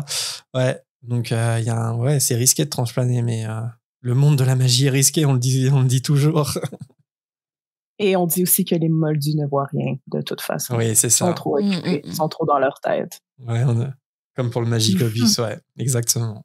Ouais. On passe à la prochaine question qui nous a été envoyée en audio par Jordan. Salut la fréquence, j'espère que vous allez bien. J'ai une petite interrogation, là ça trotte dans ma tête depuis un moment. Je n'en dors plus, alors s'il vous plaît, éclairez-moi, éclairez ma lanterne, je vous explique la situation. C'est au sujet du tome 1, au tout début, quand Hagrid apporte le bébé Harry Potter au 4 Private Drive à bord de la moto volante. Il indique bien à Dumbledore que c'est le jeune Sirius Black qui lui a prêté la moto. Mais à ce moment-là, Sirius Black, il est soit déjà à Azkaban ou en cavale. S'il était en cavale, pourquoi il n'a pas demandé à Hagrid de prévenir Dumbledore quant à son innocence dans toute cette histoire? Je pense que Dumbledore l'aurait cru sur parole et il aurait pu aider à l'innocenter, non?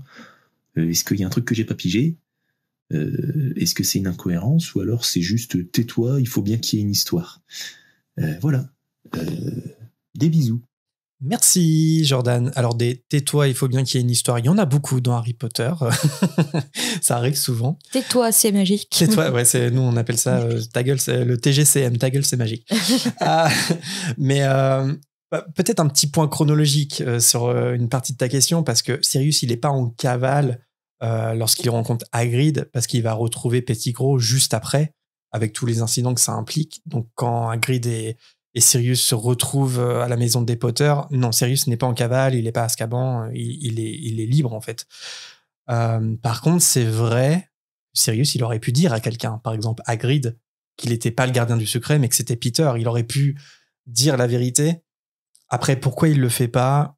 Il n'y a pas de réponse, mais moi, je pense qu'il est effondré à ce moment-là. En fait, il a perdu ses amis, et sa soif de vengeance est plus forte que tout. Il veut retrouver Peter Pettigrew et il n'a pas la présence d'esprit de dire la vérité à Hagrid quand il le voit ou de le dire à quelqu'un d'autre. Je sais pas ce que vous en pensez, mais je pense que Sirius, il est en pleine détresse à ce moment-là.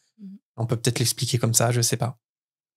Ouais, donc juste pour revenir à la chronologie, James et Lily se font tuer et là, Sirius, avant d'aller retrouver Pettigrew, comme tu as dit, va passer sa moto, s'assurer que Harry est envoyé en sécurité.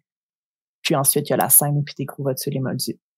Je m'étais mélangée. J'avais une toute autre réponse, mais finalement. ouais. Alors, je vais confirmer la chronologie qui c'est ça. Ouais, Sirius, en fait, alors, on ne sait pas qui arrive en premier, mais disons que ce qu'on sait, c'est que Hagrid rencontre Sirius à la maison des Potter. Et en fait, ouais, c'est après. Alors, je sais pas si c'est quelques heures après ou le jour d'après ou plusieurs jours après, mais c'est après. Ça, c'est que Sirius se retrouve face à Peter Pettigrew. Par contre, ça ouvre une autre question. Et ça, c'est une question qu'on s'est déjà posée dans notre podcast. C'est qu'est-ce qu'a fait Hagrid avec le bébé Harry toute la journée? Parce que dans le film, on se pose peut-être pas la question, et dans le livre d'ailleurs non plus.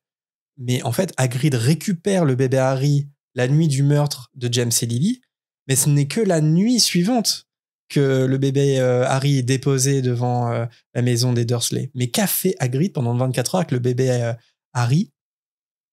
Mystère. On ne saura jamais. Tu sais, on avait déjà parlé de ça. T'es sûr que c'est que 24 heures après? Ah, c'est 24 heures après. Comment on sait ça? Surtout que c'est bizarre parce que ce soit dans le livre ou dans le film, ça donne l'impression que Hagrid revient directement des Potter parce Mais qu'il comment dit... tu sais que c'est 24 heures après? Parce Moi, je pensais que c'était ça. Je pensais que c'était directement Ouais, après. moi aussi. Ah bah non, parce qu'il s'est passé toute la journée. Durant toute la journée, rappelez-vous, les sorciers célèbrent que Voldemort a été vaincu. Les sorciers sortent dans la rue parce qu'en fait, on vit toute la journée de Vernon Dursley qui voit des sorciers. Enfin, il sait pas que c'est des sorciers, mais des gens bizarres parce que en fait, la veille, Voldemort a été vaincu. Donc en fait, James et Lily sont morts ils sont morts un jour J et en fait, l'histoire commence le jour d'après. Et pourtant, dans le livre comme dans le film, Hagrid, ça donne l'impression qu'il vient d'aller chercher le bébé. Ça donne l'impression que James et Lily viennent d'être tués, alors que non. Ça s'est passé il y a 24 heures, à peu près. C'est vrai. Wow. Et donc là, je me suis toujours dit, il y a une fanfiction à écrire. Je sais pas si elle existe. Qu'a fait Hagrid avec le bébé Harry pendant 24 heures? Il a vécu sa meilleure vie, lui a montré toutes ses créatures magiques et tout. Regarde bébé Harry, ça. Ouais. Ah, c'est vrai, c'est une bonne question. Parce que ouais, en fait, il dit le petit s'est endormi quand on a survolé Bristol. Bristol, en plus c'est cohérent, ça peut se trouver entre la maison des Potter et Londres, mais c'est pas cohérent parce qu'ils ont pas mis autant de temps à arriver, ça a pas de sens. Après, est-ce que il a pas voyagé un peu dans toute l'Angleterre pour je sais pas, pour éviter d'être suivi, ou est-ce qu'il s'est pas caché pendant 24 heures? Moi, je vais vous dire ma théorie, je la trouve belle. Je pense qu'il l'a emmené dans sa cabane à Poudlard. Et je pense J'allais le dire. Et je pense que Harry, en fait, il est déjà venu dans la cabane de Hagrid. Il est déjà venu à Poudlard. Et c'est quand il était bébé. J'aime bien penser ça. J'aime cette théorie. J'allais juste donner une théorie plus réaliste, comme il s'est pris une chambre dans une auberge à Godric's Hollow, puis ou peut-être il a passé la nuit là. Mais ça, c'est moi, vraiment nul comme théorie. J'aime mieux la tienne. Bah, il a pris une chambre dans un Ibis style. Ibis budget. Ouais. C'est moi. Non, mais c'est peut-être plus cohérent. Hein. C'est peut-être plus cohérent, mais j'aime penser, je sais pas que... Oui, c'est vrai, ta théorie est plus belle. Que Harry a découvert... Hagrid aurait eu le temps d'aller jusqu'à Poudlard en moto puis de revenir? Ouais, peut-être. Pourquoi pas? C'est loin, Poudlard. C'est loin, pourquoi pas? Oui. Par exemple, dans l'Ordre du Phénix... comment dire, l'armée de Dumbledore se rend au ministère de la magie, ils font bien Poudlard, Londres, en sombral, ça n'a pas l'air de durer énormément de temps. Sirius, il a une moto magique, ça colle. Hein. C'est vrai. Nous passons au dernier hibou, écrit de Lou.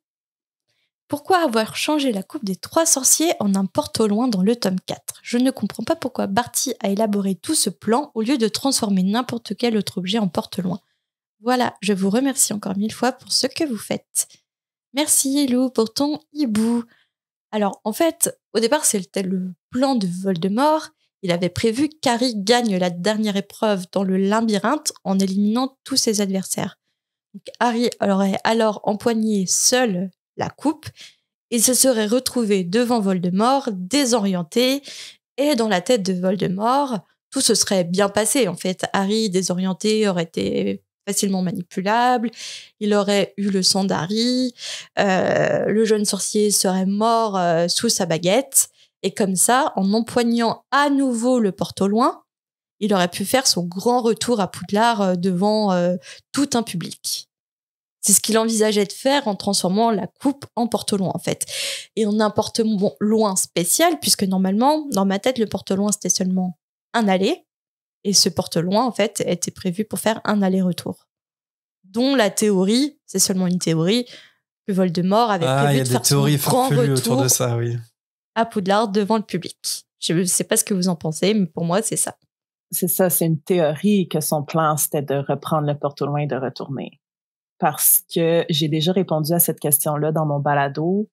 Je suis plus certaine si la réponse complète est prouvée des livres, mais en gros, ce que j'avais dit, c'est que pour tuer Harry puis revenir en forme humaine, Voldemort, c'est important de faire ça loin de Dumbledore. le seul homme dont il a peur. Donc, c'est sûr que c'est un plan quand même élaboré de se rendre jusqu'à la fin de la 3e tâche pour réussir à amener Harry loin de Poudlard. Mais parce que il y avait pas le choix de l'amener loin de Poudlard. Impossible de mettre la main sur Harry pendant qu'il est à Poudlard. Et chez les Dursley, comme on sait, il y a une protection. Puis là, j'ai noté que la mort de Harry devait avoir l'air accidentelle. Donc, dans ce contexte-là, elle aurait pu avoir l'air accidentelle, comme Voldemort est peut-être pas prêt à faire son grand retour tout de suite. L'important, c'est d'avoir sa forme humaine, de le faire avec le sang d'Harry pour pouvoir toucher Harry puis s'en débarrasser, le tuer et après, préparer son grand retour parce qu'on le voit dans l'Ordre du Phénix. Il ne fait pas son grand retour encore, il n'est pas prêt. Alors, j'ai l'impression que, je sais pas, c'était peut-être juste de se débarrasser d'Harry le plus vite possible puis préparer son retour en secret. Et peut-être pas, mais faire le grand retour grandiose avec la fanfare.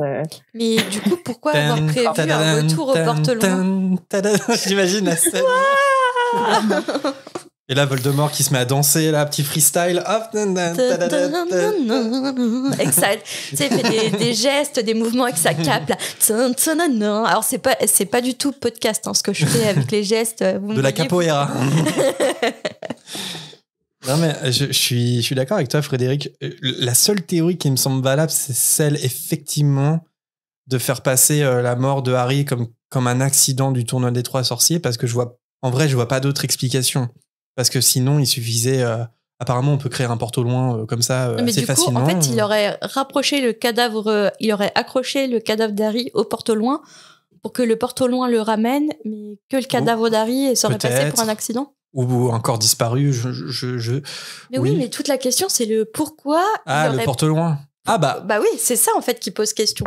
C'est pourquoi le porte au loin est prévu pour un aller-retour. Ouais. Alors que normalement, porte au loin, c'est seulement un aller. Peut-être pour faire revenir le cadavre de Harry, oui. C'était peut-être ça le plan. Excuse-moi, c'est parce que ça fait pas de sens non plus, le retour du porte au loin. Au début du livre, c'est pas à une heure précise qu'un porte au loin peut partir. En plus. Alors, et puis un retour semble pas être prévu, puis ça serait le même principe, le retour est prévu à une heure précise, bref.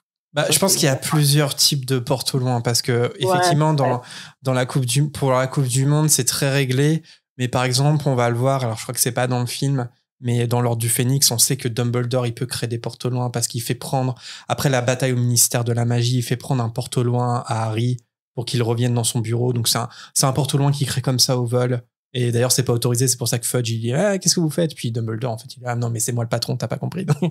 Par contre, le fait que le porte au loin soit un aller-retour, c'est pas anodin. Par contre, ça c'est vrai que ça a souligné. C'est pas forcément, enfin, c'est pas anodin, donc ça a été fait exprès. Pourquoi? On peut avoir que des théories, mais après, même sur la mort accidentelle de Harry, je pense que c'est une théorie qui est valable, mais qu'à ses limites, parce que ça aurait pu être dans l'intérêt de Voldemort de faire passer la mort de Harry pour un accident, mais pas sur le long terme quand même, parce que ce qu'il veut, c'est redevenir le mage noir craint de tous, et quel meilleur moyen pour ça de tuer Harry, le survivant. Et d'ailleurs, on le voit bien dans les reliques de la mort, il veut être celui qui tue Harry, et il veut que tout le monde le sache. Donc, vous voyez, faire passer la mort de Harry pour un accident, mais pas pour longtemps. Donc, je sais pas, on peut avoir que des théories, mais... c'est peut-être son intention. J'ai l'impression que rendu dans les reliques de la mort, il y a eu une évolution quand même de tout ce qu'il perçoit et ce qu'il pense de sa relation avec Harry, qui est peut-être pas la même chose au moment de la coupe de feu. Alors que là, il y a juste une haine de vengeance. C'est de la faute de Harry, il faut que je l'élimine à tout prix. Peut-être qu'il pense même pas au fait que ça doit se savoir ou non du public étant, des sorciers, du monde des sorciers. Mais oui, c'est un sujet très intéressant. Mais ma théorie préférée, ça reste la tienne, Frédéric, que Voldemort voulait revenir pour faire de la capoeira avec la fanfare à Poudlard. J'aime beaucoup. Ce moment. Ça fait penser au clip des fans de reprise de la chanson de Bruno Mars avec Voldemort. Ah, oui. Oui. Dark Lord Funk You Up. Voilà. Dark Lord Funk You Up. C'est ça. Et c'est terminé pour cette volière. Depuis le dernier épisode, on a fait le choix de réduire un peu cette rubrique. Donc désolé si vous nous avez envoyé un message et qu'on ne le diffuse pas. D'ailleurs, comme on a fait une longue pause récemment, on vous invite à nous renvoyer un vocal pour avoir un peu plus de chances d'être sélectionné. Ou autrement, vous pouvez aussi nous écrire votre question, car on lit quelques messages aussi à l'antenne maintenant. Vous pouvez nous envoyer tout ça en message privé sur nos réseaux sociaux ou bien par email à l'adresse fréquence934@gmail.com. Et aussi, on est trop excités de vous dire qu'à partir de maintenant, vous pouvez aussi nous écrire une vraie lettre avec du vrai papier. Et oui, 2023, baby. Vous pouvez même utiliser un parchemin, une plume si vous le souhaitez. L'adresse postale est en description comme tous les autres liens utiles. Et pour candidater et nous rejoindre peut-être pour une future émission, ça se passe sur notre serveur Discord où on enregistre. N'hésitez pas à nous contacter si vous avez besoin d'aide, bien sûr. Ouais, parce que le serveur Discord peut être un peu difficile si vous n'êtes pas habitué de ce réseau social. Comme Poudlard, ça paraît immense. Un peu comme Poudlard. Il y a des escaliers qui n'en font qu'à leur tête. Notre podcast est disponible sur la plupart des plateformes d'écoute et même sur YouTube. Merci à tous ceux qui nous laissent des commentaires. On en a reçu plusieurs pendant notre pause et ça nous a fait vraiment plaisir. On avait envie de vous faire une dédicace, de vous citer. Donc sur Apple Podcast, merci à JazTR, Joey, Mnfra, Curie, Tonnerre, Lex13, Lulul Dark, Le Pot de Fleurs, Camille, Angèle, Noé, HP la vie, j'aime bien. Lucie, la sorcière gentille, Astrid Exave, Nicolo, Roro Potter, Scarifluff, Brunissande, Alxad. Bref, ça en fait du monde, merci. Là, c'était que Apple Podcast. Et on n'oublie pas Lillipus, Constance, Cynthia, Yin et Maud qui utilisent Podcast Addict et tous ceux qui commandent sur YouTube. Voilà, tout ça, ça aide à notre référencement. Donc, un gros cœur sur vous, toutes et tous. Au moment où cet épisode sort, normalement, notre nouvelle page Patreon devrait être ouverte. C'est un abonnement unique qui vous permet d'avoir accès aux épisodes une semaine avant leur sortie, mais aussi quelquefois à des after-shows, c'est-à-dire du contenu bonus qu'on enregistre après l'épisode. Et d'ailleurs, on va faire notre tout premier after-show avec Frédéric dans quelques instants, où on va parler du fandom québécois et des différences avec la France. Encore une fois, tout est dans la description si ça vous intéresse. Notre page Tipeee, toujours d'actualité pour le moment. On continue bien sûr de citer tout le monde sur cette page. Merci à Corsetilou, Mugiwara, Lolax, Julien PD, Laure, Pamela, Lucie, Ini, Chloé, Poki Pims, Virginie, Yonde, Camille Arithmoncien, Bispa89, Louison, Kimidoc, Aurélien, Kali et Mathilde. Avec l'arrivée du contenu exclusif sur Patreon, on a un peu changé de notre Tipeee. C'est une plateforme sans d'autres contreparties que les non cités. Donc, si vous êtes tipeur et que vous souhaitez changer, faire la bascule, allez faire un petit tour sur la page Tipeee et Patreon. Tout est renseigné là-bas. Il ne nous reste plus que pour conclure à remercier Frédéric. Merci beaucoup pour ta participation. Est-ce que l'enregistrement t'a plu? Est-ce que tu as passé un bon moment? C'était vraiment plaisant. J'ai vraiment aimé ça. Réinvitez-moi quand vous voulez. Trop cool. Ça va avec plaisir. Pour vrai, je suis sérieuse n'importe quand. Trop bien, nous aussi on a pris du plaisir.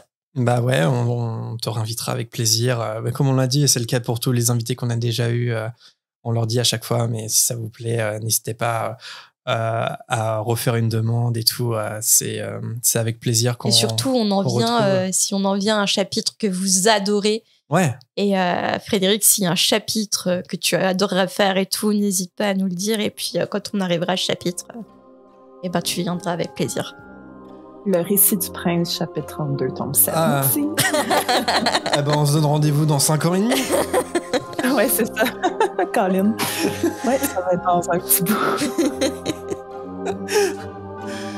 En tout cas, merci Frédéric, merci à toutes et à tous de nous avoir écoutés. On se retrouve soit pour l'after show, soit pour le prochain chapitre. Ce sera le chapitre 9 de la Coupe de Feu qui s'intitule La marque des ténèbres. À bientôt tout le monde. À bientôt.